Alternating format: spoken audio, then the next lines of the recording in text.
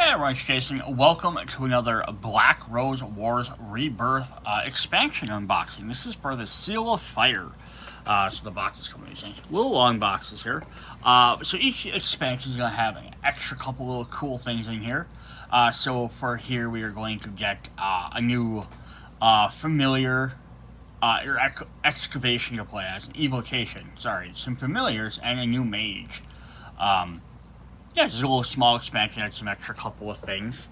So let's just take a quick look at the rule book here. So interesting things we got in here. So yeah, we got our mage. Their personal spells are evocation card and a forgotten spell for summoning stuff. And we'll get a couple of things. The expansion will find all the rules for playing Prospero, Sinister Phoenix, and the Phoenix Familiars. Prospero is a wizard born in the Ark, has arrived at the lodge to carry out by Nero's name. He's from one of the older games in this series. Sinus, the Phoenix of Rebirth, is summoned by a very powerful forgotten spell. It's said to be part of the ancient studies of the School of Destruction. And the Phoenix Familiars are new helpful pups that know what to make themselves loved. We'll also get a brand new room, activation token, familiar tokens, and some cards, plus the 3 little models for those guys as well. And then we'll go over how those work when we get to those. But first of all, look at our brand new mage. Yeah, some more mages are always cool. So he has basically the same stat line as lots of the stuff does from the base game. He has 11 health, 7 cards in hand, and then he has 2 attack, 2 move, 2 quests. So that's fairly typical. They usually traded health and hand size up and down, and the other 2 are all the same. So there's nothing super crazy. But what's nice, if you want to play, if you have the 5th player expansion, or if you just want to swap out a new character, this is helpful. Because what the big thing is are his spell cards we're going to get. That's the thing that makes them different. Alright, well, let's take a look at his miniature here. Most mages, like Corset and the 5th, 6th player expansion, they all kind of have like one school they tend to lean towards and be better at. Prospero, who's Nero's, he's fire. He wants to probably do fire stuff. So he's probably going to do stuff with destruction or agony. Now, destruction, I believe, was one from the original campaign, the original Black Rose Wars. So if you have that, he probably works fairly well with that one. Otherwise, he'll probably work well with the agony, which also does lots of damage and stuff. But we'll see what he actually does. So let's look at his spells here. He has 3 copies, of course. He has alchemical, I'm going to say that word wrong. Alchemical, probably, fireball. So it's a combat spell, the flame element, and it hits a room of 2 spaces away. Protection spells do not trigger due to this effect, and you inflict 3 damage. So that's kind of cool. So it's just straight up 3 damage that they can't protect, and it hits everyone in that room. If we flip to the dark side of it, we get combat fire. This targets 1 room away, inflicts 2 damage. Place 1 instability in the target room for each model inflicted damage due to this effect. So it's kind of neat. It's like, which one do you think you're going to want? Do you want more range, but basically unblockable? Or do you want to do a little bit less damage, a little bit less range, but if you hit a bunch of guys, you can go ahead and inflict some extra instability in a room. It's just kind of a neat little thing. And it's just really, again, it probably maybe helps maybe work with some certain other ones, but it's not like, oh, he needs to play a specific spell class. Then our other spell we have is our Forgotten spell. So we have Ancient Rebirth. Combat spell, Flame. Targets 2 rooms away. Summon Sinus, inflict 2 damage. Or if we play the negative side, or dark side, Fire, Combat Fire, and 1 room away. Summon Sinus, place 4 instability. So even kind of neat. It works really well with him in that idea. But it's like, yeah, which do you need to do more? Do you need to inflict some damage at a distance, or do you want to play some instability? So that's a pretty fun mechanic. And then let's take a look at Sinus's evocation card. I'm going to keep saying that word wrong forever. Well, let's look at your model first. This is not a tiny miniature. Big fiery flame bird. So this is a large base model, so there's obviously not going to be a clip base for this. So basically the rules are you have one large miniature. So whether you're using the large one with the base or you're using one of these, but they figured you'd be able to easily tell if you have this, who it belongs to. And this takes up quite a bit. So if like we have a room, it takes up a good chunk of the room, and then like, so there's comparison to like one of the Prospero miniature. So you can see like it's a decent sized miniature. So that's pretty cool. We get a couple of these throughout the campaigns. I'm just trying to be very careful because it's like some of these things feel like they could be kind of flimsy. I don't want to snap on any of them. There's not like detail of like little like decoration on his wings there.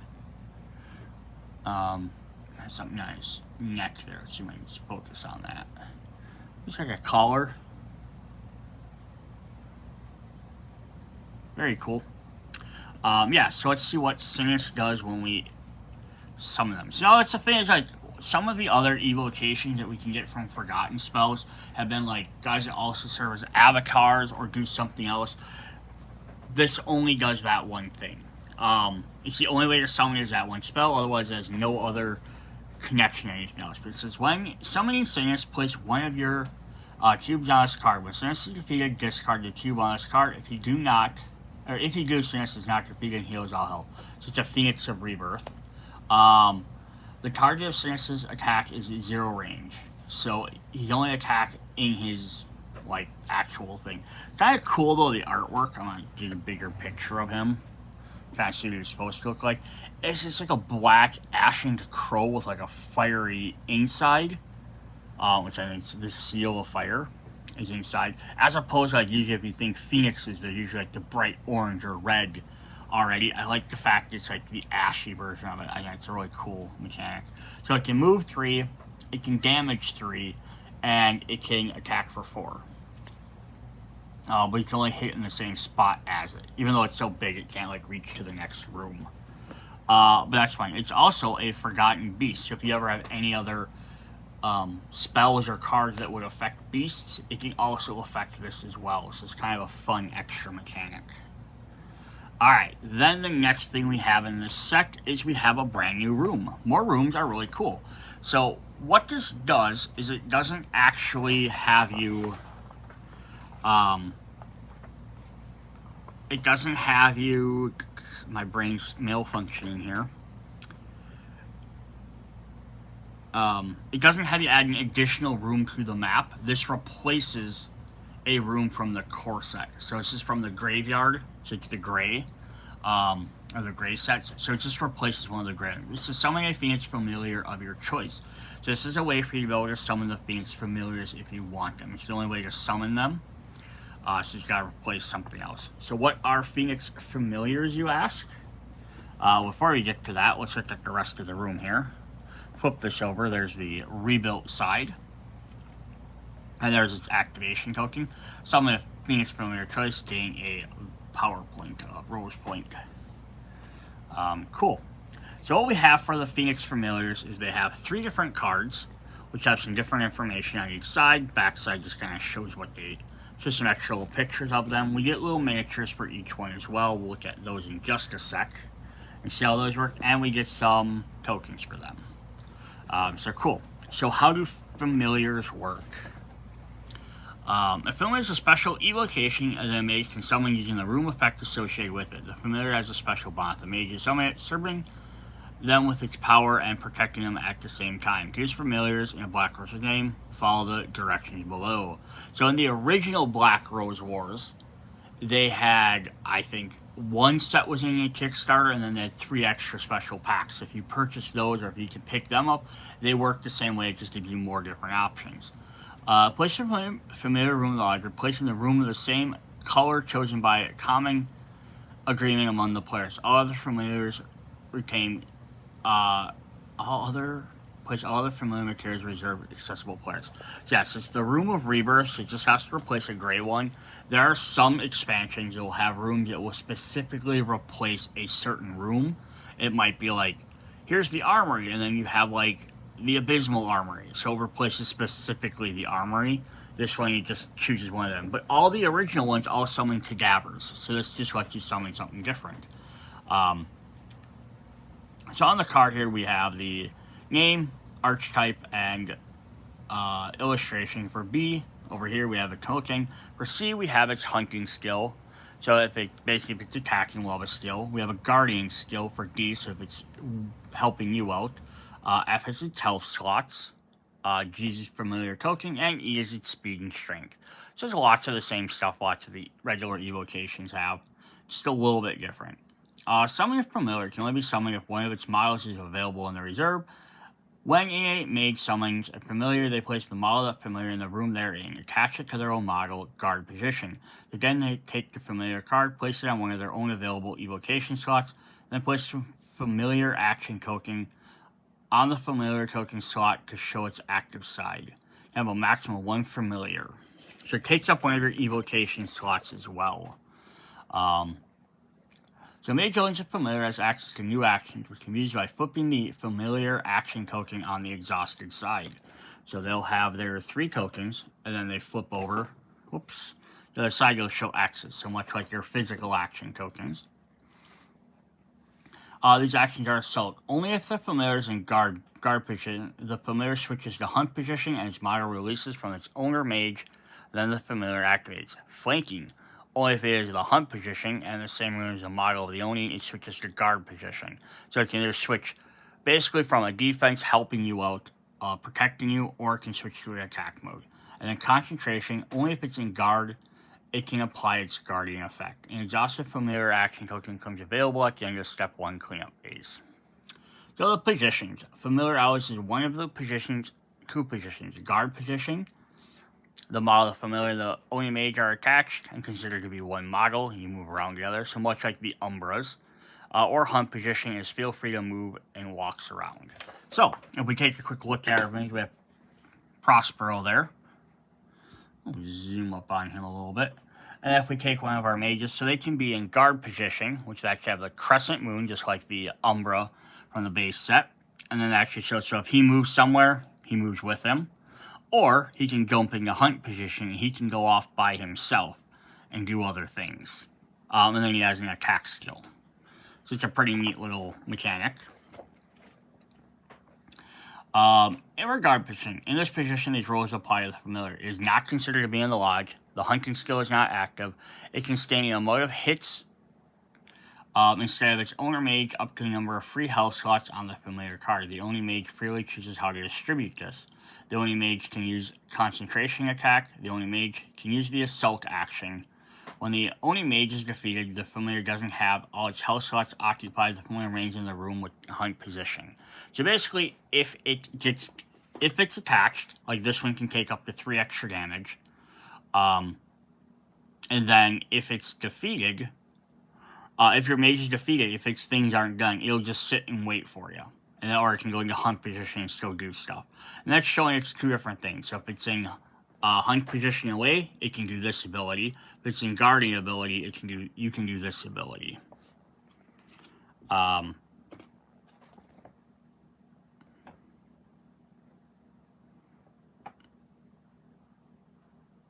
Otherwise, yeah, you can always, the assault action, which is what you switch him away. If you're in the hunt position, consider an evocation for only the spell. So once it's by itself, it can be targeted by anything else, so it's targeting another evocation. Its hunting skill is active. At the end of the cleanup phase, a familiar in one space from the Oni Mage model can move to a guard position without spending a token. Damage and defeat. When a familiar sustains damage, place that many cubes on its health slot. Familiar can never sustain more than available health. When all the health slots of familiar are occupied by a damage, the familiar is defeated. Remove the model from the lodge, put all material back in the reserve. So pretty simple there. So what's also neat about that is, again, resources are always limited. So if you are having to drop tokens on top of someone else's familiar, that's two at a time, at least for a while, that you're not getting to spend. We're gonna see if we can look at these guys. Sorry, I don't have anything up here. We have Pyrrha. So there's a Phoenix, a Beast, and a Familiar. So I don't think there's too many things that are going to specifically target a Familiar, but they're again like kind of like Singa, the big Phoenix. There might be things that can target a Beast. So once hunting, it has 2 movement, has 1 damage. You can, when you place 1 instability, convert 1 in 1 room away from Pyrrha. So that's kind of cool. And then if you're guarding, it says it inflicts 2 damage to a space in space you're in, so it can attack someone next to you. And then there's Pyrrha's miniature.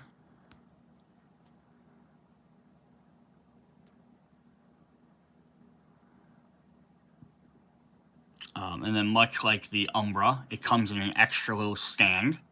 So that way it sits at the same height as a character in the base. But the Umbras were all black because they're owned by the Black Rose Room. These ones are gray because they're not. Well, they don't have one for each color, unfortunately, because you'd have to have... I guess technically you only have to have 1 of each color. So it could be something they could have done. Because you can only have 1 at a time, so... And if you get enough familiars, you always paint 1 for each color. Alright, then we have Senior, who has 2 and 1, so when you place instability, convert 1 instability in a room from it. It's the same ability. I think they all have the same one there. When they're out hunting, so when you place instability, you can convert 1 away from. But its guard ability is convert 1 in a room away from it, and then you can activate a room from soon. So you can activate a room as well. So the one guy does damage, he activates rooms. Cool. Get their miniature. Little squatty guy. Pretty good detail for those small guys. Little texture on the ground. Kind of little things they don't have to do. And then our third familiar is Brace. Looks like he's a little bit wild there. So it says 2 and 1, and when you place an instability, convert 1 in 1 room away, or during its guard ability, place 1 instability 1 space away from Brace. These guys are all about just trying to rebirth. They're dropping instabilities. Again, they're Phoenix babies. Phoenix is all about rebirth, so they're just trying to do stuff rebirth. So I'm going to assume I don't have the other familiars from the older game at this moment. Hopefully I'll get them. But yeah, I'm going to guess some of them have more attack abilities. Some may have more casting spells or movement or things like that. But because these are Phoenixes, they're trying to focus on the rebirth. Which is the whole point of instability tubes. Alright, so that's what we have for Seal of Fire. So yeah, pretty fun little expansion. You get some extra new mechanics if you want some allies. Plus, it's kind of neat even just having them as opposed to having 3 graves or gray spots. They all summon cadavers. Now you only have 2 spots that summon cadavers and 1 spot that summons a familiar, so everyone gets possibly an ally, and then it also limits the person that, if they're playing a deck that summons a lot of cadavers that gets use out of them, because they have less options. I think the other familiars all cover different rooms. Like I think there's 1 for green, there's 1 for blue, there might be 1 for red. I don't know if it covers every color, but yeah, it's kind of neat. Just again, you can get different effects in there as well. Alright, that's what we have. And new Mage plus new Forgotten or Evocation. Alright, see you guys later. Bye.